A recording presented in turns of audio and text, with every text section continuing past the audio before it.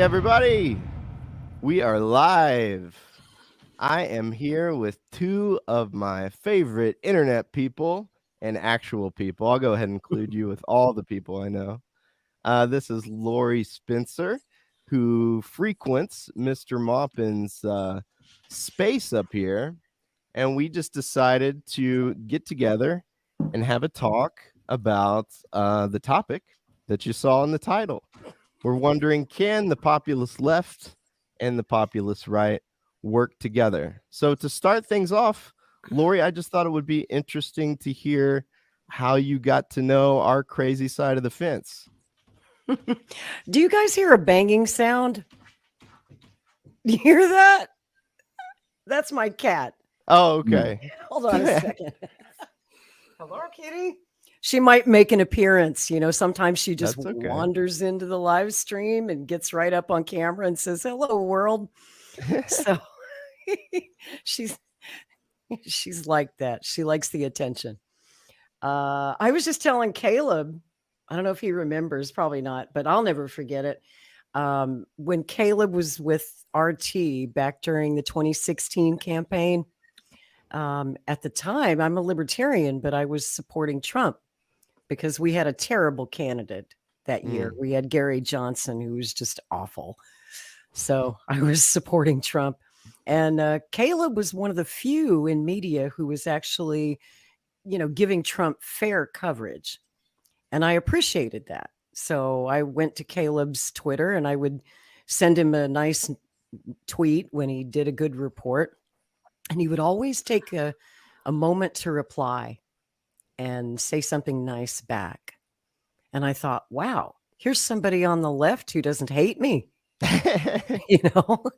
And so it's sort of like Maya Angelou. I think Maya Angelou said it when she said that people forget what you said, but they never forget how you made them feel. And I remembered that Caleb was kind. So, Amen. I love watching Caleb's reports on RT. I enjoy his live streams because I'm a history nerd, and he's always talking about really interesting history, a lot of hidden history, things I didn't know. So I've learned a lot from watching Caleb, and I always wanted to talk to him. And this is a great chance to do that. I'm excited to be here. I didn't know this was the first time you guys had talked. Well, face to face, yeah. I'll mediate, I guess. The first time I ever heard that quote, Lori, I was in grad school and I just wanted to quit immediately. It was such a lonely experience. And I had a professor I was just not getting along with. And my mom actually quoted that to me, that Maya Angelou quote. She said, honey, she was always kill them with kindness. People will forget what you said, but it'll never forget how you made them feel. And I remember that teaching all the time because it's so easy to make a little quip and kindness goes a long way. That's what I like about you. I'm going to say some nice things about you now. Okay. Well, I'll take them. I mean, you have such a positive energy, Tyler. Every time I've interacted with you, you're always so upbeat and positive and inclusive to everyone. And I really appreciate that about you. You get it. You get it, young man. Thank you, guys. I appreciate that. Made me tear up a little bit. I don't know. I just feel when you're first learning this stuff, you know what I mean? Like you learn all these words, you learn libertarian, you learn communism, and then I don't know if you can relate to this, Caleb. It seemed like you exactly knew where you were, but then you start to dig in and you feel like you know more and more and more. And now there's libertarian Marxism. Now there's Marxist-Leninist Maoism. Now there's, anarcho-communalism. And it just became a joke. And, that's what drew me to you was that's not real. That's an internet thing. Yeah. Sure. When it comes to, and absolutely, Lori, it's really good to talk to you. And wow, I'm really glad that we're finally talking face to face. I always appreciate having you in the chats, and I'm glad that things worked out. I'm glad you caught me on a good day. You liked my Trump coverage, because that 2016 election was wild. It was certainly wild to go around the country and talk to people. But as far as the libertarian thing, my perspective on this has really evolved in the last few years because, libertarianism, I had never really been confronted with that. I grew up in an area in the 90s that was Bush supporters and neoconservatives, evangelical Christians, and you were with them or against them. And if you were against them, you were in this category of people that were against them. And we were all kind of, there was this minority of people that were Democrats or at all left wing or not religious or critical. And it was like everyone who was against them was kind of in the same category. And I remember that's how the Bush years were, right? And you go to anti-war rallies, libertarians would be there, all kinds of people would be there, but it was mainly a left-wing show. But it was, that anyone who didn't go along with Bush was in the same category. But then I remember I was in college just as Bush was leaving office and Obama was coming in. And there were all these people at my college who were your typical neoconservative Republicans. They supported the wars, they supported torture, they supported everything. And just, the financial crisis happened, and then Obama got elected in a landslide. And then all of a sudden they were all libertarians, right? And I remember that. And it was like, and these people who had never questioned Bush's wars, had never questioned anything, they were all just libertarians all of a sudden. And they were saying the wars are wrong. And I was like, great. And they were saying, that the country is not really democratic. It's governed by this group of wealthy people that have all the power. And I was like, great. And then say, and that's because we're communist and we need to go back to real capitalism. And I'd be like, no. So I just got into this mode where I like loathed libertarians. But it was almost projected anger. I wasn't really angry at them. I was angry at the communists because the communists had no interest in talking to these people. Right. I would say to them, look, there's all these people who are realizing the wars are wrong. And, the Ron Paul thing was happening. They're realizing the wars are wrong, but they're becoming like libertarians. So we need literature and we need to be able to engage with these people and debate with them. And the response that I got from the communists. Oh, you muted yourself. There you go, buddy. He got so excited he unplugged his mic. That's what he does. That Maupin energy. I Put do it in that a bottle. too. Can you hear me now? Can you hear me now? Yeah. Yes. All right. Yeah. And their attitude was just kind of just build the movement, just support Obama, basically, maybe not officially, but just join the mainstream left, do the left wing thing. And these people, they'll come around someday. And I was like, no, these people are waking up and they're waking up wrong, from my perspective, at least. And there was no interest in winning these people over. And that was very frustrating for me. And like Atlas Shrugged was being pushed really widely on my college campus and the Ayn Rand stuff was being pushed. And I just had this, I had this desire to argue against it. And the left had no interest in doing that. And I realized now that's because the left was tied to the Democratic Party. They were taking instructions from the Democratic Party. Their function, whether they officially endorsed Obama or not, was to build support for Obama. Right. And so because of that, there was no interest in that. And so for a while, the early years of the Tea Party and all of that, I just had this anger at why are these people that are finally seeing that the establishment isn't so good? Why aren't they waking up and becoming a communist like I am? But then it gets weird. Around the time that you talked to me, Lori, 2016 election comes along. Right. And I'm very frustrated because Donald Trump is talking against the big banks and corporations, and the left is just doing this woke thing of white privilege and transgender and all of that. That's what the left is doing. And so that's where the left is going. And all of a sudden I get accused of being a libertarian. And I'm just like, how am I a libertarian? Like I believe in state control of the means of production. I believe in a government-run economy. But all of a sudden, that's the common argument. And as I started doing my live streams and all that, people start telling me I'm a libertarian. I'm like, I'm not a libertarian. And they say, well, he's always talking about economics and economic data. That's libertarian. And he's always talking about conspiracy theories. The government's controlled by people. That's libertarian. And it's like, it's libertarian to know facts. It's libertarian, and then I get more critical of environmentalism. I see that environmentalism is being used to hurt countries like China and all of that. And it's like, I'm just staying true to what communists around the world believe. And people point to that and say, well, that's libertarian. And it's bizarre and then it gets even more interesting. I now find out that in libertarian circles, a lot of libertarians really like China. And a lot of libertarians really like Russia. And I'm like, well, wait a second. I thought that so I'm in this place where it's like February 19th, I'm going to this big rally in Washington, D.C., sponsored by the Libertarian Party. And, hey, if you want to talk to me about economics and you want to stop these wars and you want to, stop the degrowth agenda to hold back economic growth, and you do it in the name of libertarianism, I'll work with you to do it. So I've really kind of evolved, and who knows where things will be in the next 10 years, right?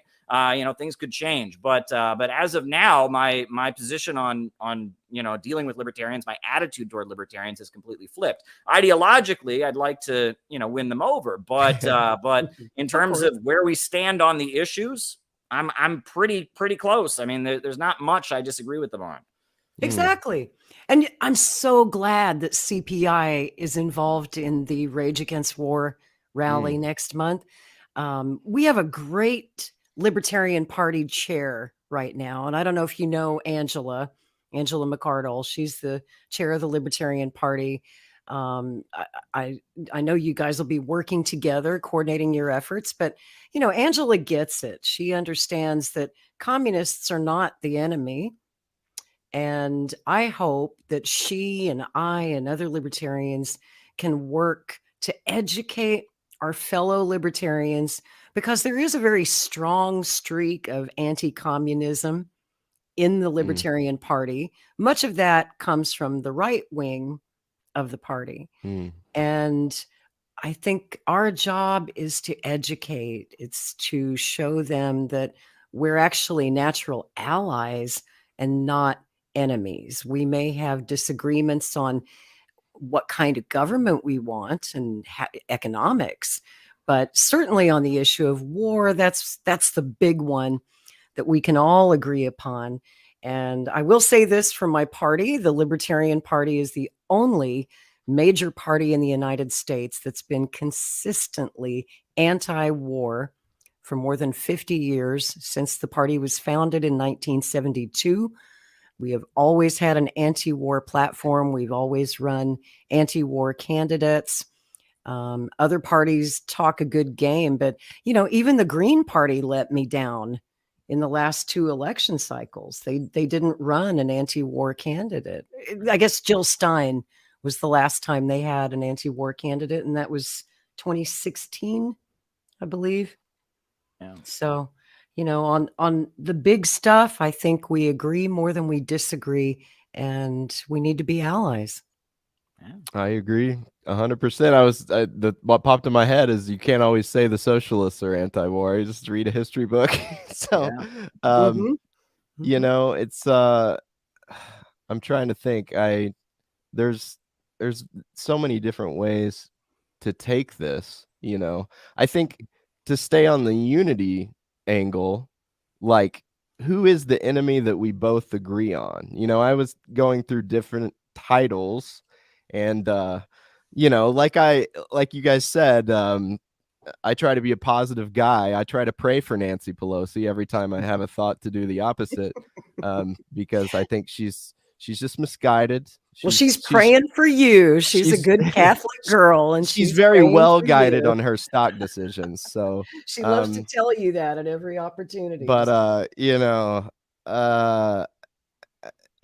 don't know. I hear people say, I guess what gets me, and Garland Nixon talks about this sometimes, that the dichotomy, like the left and right term, is now sort of, I don't know. In America, it seems almost completely useless to talk to most Americans about left and right. And it seems a way to get through to common Americans is to say it's not left and right, it's up and down. Garland would say that the traditional left-right label was about up and down. The left was about those at the bottom, and right was about upholding monarchy in the revolution. So I'd imagine you'd have all kinds of thoughts about that, Caleb. Well, sure. I mean, I think about now, like, I'm 35 years old. If I were 10 years younger, I feel like I would never have considered becoming a communist, because when I got interested in communism, there was no left in America. I mean, it was the 90s, and all the communist groups were, kind of falling apart, and the Soviet Union had fallen and all of that. And I got interested in communism purely because I started doing my own reading, etc. But nowadays, there is this very, very widespread, big woke entity that is really something that I don't particularly care for, and that a lot of young people don't particularly care for, the cancel culture, folks that, I mean, their message is everyone needs to be poorer to save the environment. Their message is that, people in America have it too good. And their message is that we need to be rallying to support Ukraine and sending more weapons to the Ukrainian Nazis. And their message is that we need the government to come in and censor social media and shut down alternative viewpoints. And if I thought that was what a communist was when I was a kid, I would never have been interested in it. But when I was younger, it was a different time. And I understand why things are so confusing. And, I even spent a long time in American communist groups and was very confused. And it wasn't until I went to global communist gatherings and I met, the real communists in China and Vietnam and Angola and countries like that, where they are struggling to organize the economy and lift people up out of poverty. That's where I came across the communism that really, I was like, these are my people. This is where I belong. When I was a teenager, I got my hands on the writings of Anna Louise Strong. Have you ever heard of Anna Louise Strong? She was an American journalist, and she went to the Soviet Union during the 1930s when the USA was having a Great Depression. And in the Soviet Union, she wrote these glowing articles, and she talked about how America is associated with what she called motor-mindedness. We're like a go-get-em country. We go out and do things. And she said that in the United States in the 1930s, during the Depression, it seemed like the American dream, Americanism was over. People were starving in the streets. But the Soviet Union was where that American motor-mindedness was. Stalin was organizing the population to go out and build railroads, build power plants. We're going to raise our country up. And she said that the Soviet Union seemed like the most American place. And I remember reading that when I was a teenager and being like exhilarated, like, wow, this is really exciting to me. And I'm thinking, I'd like CPI to publish more material directed at libertarians. I'm thinking we need a pamphlet, and I've started working on it called Do You Believe in Growth? Because I think a lot of libertarians believe in economic growth. They want to start their own business. They want to go out. They want to have a new invention, a new idea. And that's why they're libertarians. And it makes sense they would be libertarians for that reason. And it also makes sense that the so-called left wouldn't be where they belong because now the left doesn't believe in growth. However, if you read, Frederick Engels, Socialism, Utopian, and Scientific, if you read Marx's whole critique of capitalism is that it holds back economic growth, that it creates a situation where the more wealth that gets created, the poorer people get, where abundance leads to poverty. People are homeless because there are too many houses. People are hungry because there's too much food, where you have a problem of overproduction. And the more technology advances, the fewer people get hired. And that it has this cyclical problem, the boom bust cycle. And that the idea is you need a state that will control the means of production and enable growth to accelerate. And the other thing is that, another thing that's interesting is, I write a lot about Russia and China. And when I was more, critical of libertarians, I would always point to like both Russia and China. They raised themselves out of poverty. They became superpowers with state-run economies. And that proves this libertarian idea doesn't work. But somebody called me out one time. It was a libertarian, and they actually made a very astute observation, which I thought was actually very good. They read some of my articles where I'm talking about how Russia and China with state-run economies raised themselves up. And they said, that's true.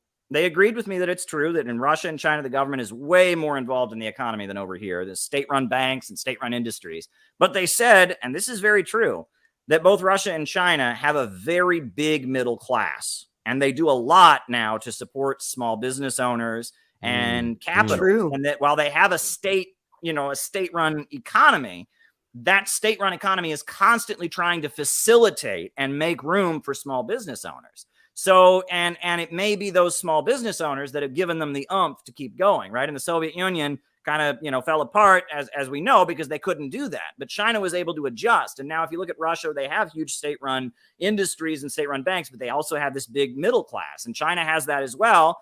And so, 21st century socialism, if you look at the countries where it's been very successful, Nicaragua is a great example. I was there about a year ago. And I mean, if you look at Nicaragua, what has made them so successful is they're again, state-run economy, but they have this micro entrepreneurship program where the state is constantly subsidizing and helping people open their own businesses. And I look at the, Deng Xiaoping theory and what has made China really take off. It's this idea of let's have a government that controls the economy, but then let's utilize the strengths of the market. And let's really take care of and promote those small business owners, those entrepreneur kind of people, to strengthen our whole society overall. And that's not exactly. That's not something that I think a lot of libertarians would be hostile. The idea that we had a government that went around helping the small business owners. If we nationalized Jeff Bezos and made Amazon public property, we made Walmart public property, we made the big oil companies. How about Facebook and Twitter? Yeah, exactly. We made them public property. And YouTube. I'll just take ExxonMobil. ExxonMobil's all I need. You guys can work on the rest. But definitely then we had a government that was then constantly giving loans to people to start their own business, constantly putting on seminars to help people develop their own small business and all of that. That would be something I think a lot of libertarians would be very happy with. Libertarians aren't concerned about protecting the property of the ultra rich. They're concerned about their ability to grow and flourish and have their own idea and not get taxed into oblivion. Am I wrong? No, you're exactly right. You're exactly right. I mean, the thing that scares, I think, libertarians the most about communism or socialism is they're afraid that their private property rights will be taken from them, because that's so central to the American Constitution, the American way of life. And it's also important to remember that many of my fellow libertarians and people on the right and many on the left who grew up during the Cold War were propagandized big time. I mean, I'm a late Cold War kid. I'll tell you a little story from my own experience. And you'll like this, Tyler, because you're a teacher. Okay. When I was in school, we were taught an entirely different version of World War II history. We were told that the British and the French and the Americans beat the Nazis. They literally told us that. It was a lie. They didn't tell us about the great sacrifice that the Soviet Union made. We were told during the Cold War to fear communism, to hate the Russians, to hate the Chinese. And we were all propagandized so heavily in school and in the media. And when I went to college, it was still the Cold War. I was in college like 87, 88, 89, 90, just before the Soviet Union fell apart. And I was lucky. I probably wouldn't even be open-minded about communism today if it wasn't for one professor. I had a great history professor in college who was a communist, but back then you couldn't say it. He would have lost his job. He would have been, he would have lost everything. So you had to keep it on the down low back then. And this is Oklahoma. This is the University of Oklahoma. I won't say the professor's name.